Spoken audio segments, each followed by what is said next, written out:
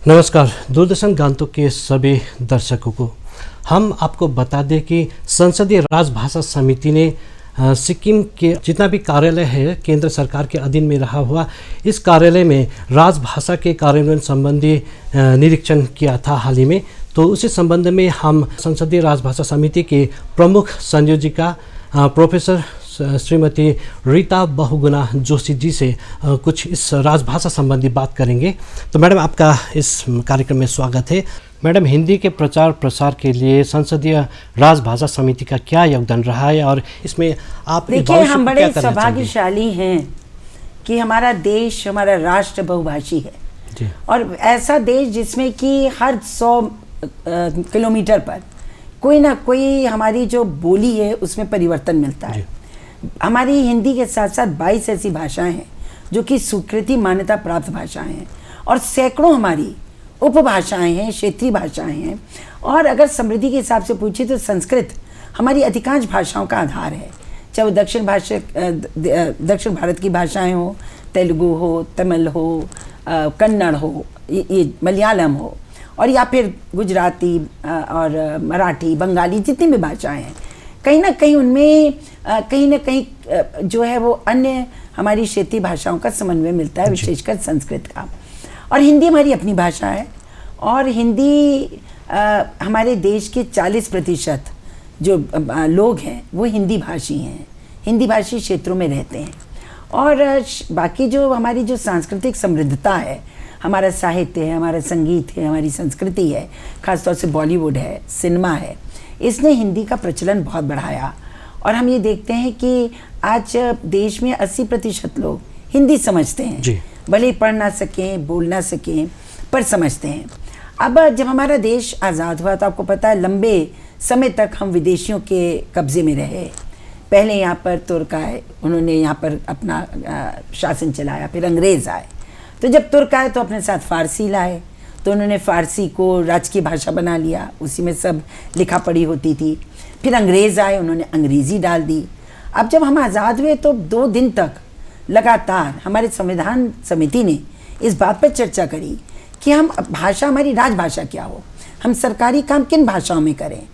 स्थापित भाषा हिंदी तो थी नहीं सरकारी कामों में, या तो अंग्रेजी थी या उर्दू थी या फ़ारसी थी। तो ये तय किया गया बहुत चर्चा के बाद कि भाई अभी तत्काल तो हिंदी को स्वीकार नहीं किया जा सकता। अन्य क्षेत्रीय भाषाएं भी कहती थी कि हमारा भी वर्चस्व होना चाहिए। तब ये हुआ कि अच्छा ऐसा करते हैं कि हिंदी को राजभाषा बनाते हैं और हमारा शासकीय काम अंग्रेजी हिंदी दोनों में होगा। और फिर धीरे धीरे हिंदी को हम लोग कोशिश करेंगे कि सर्वमान्य भाषा बने, धीरे धीरे अपने आप थोपी नहीं जाएगी। हमारी सरकारें, हमारा संविधान किसी भाषा को किसी पे थोपता नहीं। और इसीलिए देश को 3 भागों में बांटा गया। क क्षेत्र वो हैं जहाँ पर कि जिनके राज्य सरकारों ने कहा कि हम 100% काम हिंदी में करेंगे। बिहार है, उत्तर प्रदेश है, मध्य प्रदेश, राजस्थान। फिर ख क्षेत्र में वो प्रदेश है जिन्होंने कहा हम हिंदी और अंग्रेज़ी दोनों में काम करेंगे, वो द्वितीय हो गए। तीसरा क्षेत्र ऐसे थे जिन्होंने कहा कि हम सिर्फ और हम हिंदी में काम करेंगे ही नहीं, तो वो हो गए ग क्षेत्र। आप ग क्षेत्र। लेकिन ये तय हुआ कि जो हमारा अधिनियम बना 1963 में, राजभाषा अधिनियम, उस अधिनियम में ये कुछ मानक बनाए गए कि भाई ये काम जो केंद्रीय कार्यालय हैं उनको अपने प्रशासनिक कार्य में ये काम करने पड़ेंगे। हमारा जो ये समितियां हैं, समिति का गठन 1976 में हुआ कि भाई सरकारी कामकाज में प्रदेश के नहीं, केंद्र के, जैसे दूरदर्शन केंद्रीय संस्था है, तो आपके विभाग में हिंदी में जो मानक के हिसाब से काम हो रहा है कि नहीं। अगर आप उत्तर प्रदेश में तो पूरा काम हिंदी में होना चाहिए। अगर आप बंगाल में हैं तो आपका ग क्षेत्र के हिसाब से 55% काम लिखा पढ़ी का हिंदी में होना चाहिए, विज्ञापन में होना चाहिए, आपकी जो रजिस्टर रखे जाते हैं उसमें होना चाहिए, आपकी मोहर में, नाम पट्टिका में, इनमें सब में द्विभाषी होना चाहिए। तो बस हम इतना ही देखते हैं घूम घूम के कि अधिनियम को लागू किया जा रहा है कि नहीं। देखिए, बात तो आप स्वीकार करेंगे कि दुनिया के सब राष्ट्रों की कोई ना कोई अपनी भाषा है और वो अपनी भाषा को समृद्ध बनाते हैं। अभी हमारी नई जो है वो एजुकेशन पॉलिसी आई है, नई शिक्षा नीति आई है, उसके अंदर स्पष्ट कर दिया हमारी सरकार ने कि इसमें या तो हिंदी या क्षेत्रीय भाषा हो। में हम विज्ञान के सब विषयों को भी पढ़ाएंगे। और आप खुद देखिए धीरे धीरे जो सर्विसेज के एग्ज़ाम्स हैं, IAS है, PCS या अन्य हैं, उनमें केंद्रीय सेवाओं में उनमें एक नहीं कई भाषाओं को में इम्तिहान देने का, परीक्षा देने का एक प्रयास हो गया। तो आज हर प्रदेश से लड़के आ रहे हैं, जिनको अंग्रेज़ी नहीं आती वो भी आ रहे हैं, जिनको हिंदी नहीं आती वो भी आ रहे हैं, जिनको तेलुगु तमिल नहीं आती वो भी आ रहे हैं। तो ये इसका व्यापकता है, लेकिन हमारा मुख्य जो उद्देश्य है वो है कि अंग्रेज़ी का प्रचलन कम हो जी, और हमारे शासकीय कार्यों में हिंदी का प्रचलन बढ़े, क्षेत्रीय स्तरों पर क्षेत्रीय भाषाओं का प्रचलन बढ़े, अंग्रेज़ी का प्रचलन कम हो। तो ये हमारा उद्देश्य है। केंद्रीय सरकार के कामकाज में हिंदी के उपयोग को एक्ट के अनुसार, we have a languages act, तो वो जो हमारा राजभाषा अधिनियम है उसके अनुपालन को हम देखते हैं। और आप ये तो मानेंगे ही कि हिंदी सबसे ज़्यादा समझी हुई भाषा है, तो ये हम लोगों के बीच का एक अच्छा माध्यम है, इस माध्यम को समृद्ध करना है। मैडम, आपके निरीक्षण के दौरान आप लोगों ने गांव क्षेत्र में क्या पाया कि मतलब यहाँ पे मतलब हिंदी में किस तरह से काम हो रहा है? नहीं, मैंने देखा कि बहुत ज़्यादातर कार्यालय प्रयास कर रहे हैं जी। और सबसे अच्छी बात है कि कहीं कहीं हम ये तो देखते हैं कि जो आपके केंद्रीय कार्यालय में जो यूपी, बिहार या हिंदी भाषी प्रदेश के लोग हैं, वो भले उतने सजग ना हो, लेकिन जो केरला से आए हैं, जो तमिलनाडु से, वो प्रयास कर रहे हैं और हम उनके प्रयासों की सराहना करते हैं। हाँ, थोड़ी कमी है, लेकिन वो कमी इसलिए नहीं कि करना नहीं चाहते, वो कमी इसलिए कि अन्य कार्यों को अधिक महत्व देते हैं, भाषा को कम देते हैं जी। लेकिन हम लोग यही आते हैं, उनको उत्साहित करते हैं, प्रोत्साहित करते हैं।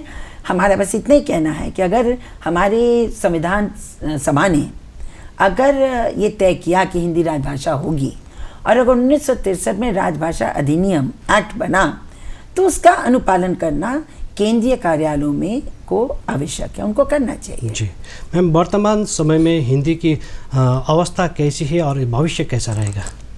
हिंदी बहुत ही समृद्ध भाषा है। स्वतंत्रता आंदोलन में इसकी बहुत बड़ी भूमिका रही है, आज भी है। पूरे विश्व में हिंदी के पाठक हैं। कोई, मैं सोचती हूँ, एक नहीं अनेकों विश्वविद्यालय हैं विश्व के जहाँ हिंदी में शोध हो रहे हैं, हिंदी भाषा में कार्य हो रहा है।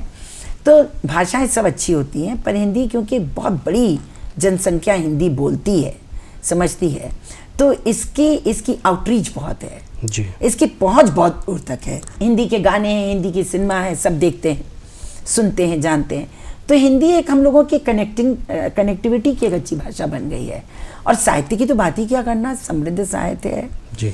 बहुत बड़े बड़े साहित्यकार इसमें हुए हैं। तो अपनी राष्ट्र की भाषाओं में हिंदी सर्वाधिक बोली जाने वाली भाषा है, तो उसका संवर्धन होता रहे, क्षेत्रीय भाषाओं का भी संवर्धन होता रहे। जी, एक बात आपसे क्या पूछना चाहूँगा कि ये हिंदी के विकास में कौन कौन सी चुनौती है और कौन कौन सी बाधा है और इसको दूर करने कोई के लिए बाधा क्या नहीं है, कोई बाधा नहीं। देखिए, भाषा थोपी नहीं जा सकती जी।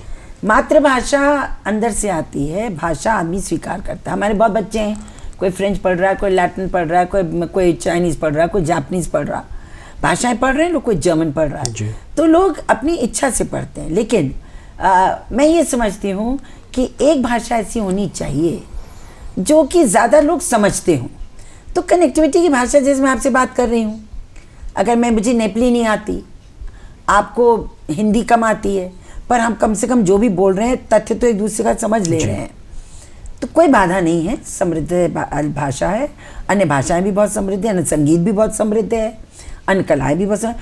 यही तो सबसे बड़ी खूबसूरती है भारतवर्ष की, कितना सुंदर गुलदस्ता है कि इसमें नाना प्रकार की जातियाँ भी हैं, क्षेत्र भी हैं, खान पान भी है, नस्लें भी हैं, धर्म भी हैं, और साथ ही साथ भाषाएं भी, और सब समृद्ध हो रही हैं। और भारतीय संस्कृति एक फूलों का गुलदस्ता है जी। और ये गुच्छ जो है ये इतना सुंदर है कि पूरे विश्व को आकर्षित करता है। मैडम, आपने हमको समय दिया और राजभाषा के ऊपर हमसे इतनी ज़्यादा बातें आपने शेयर की, इसके लिए आपको बहुत बहुत धन्यवाद। धन्यवाद।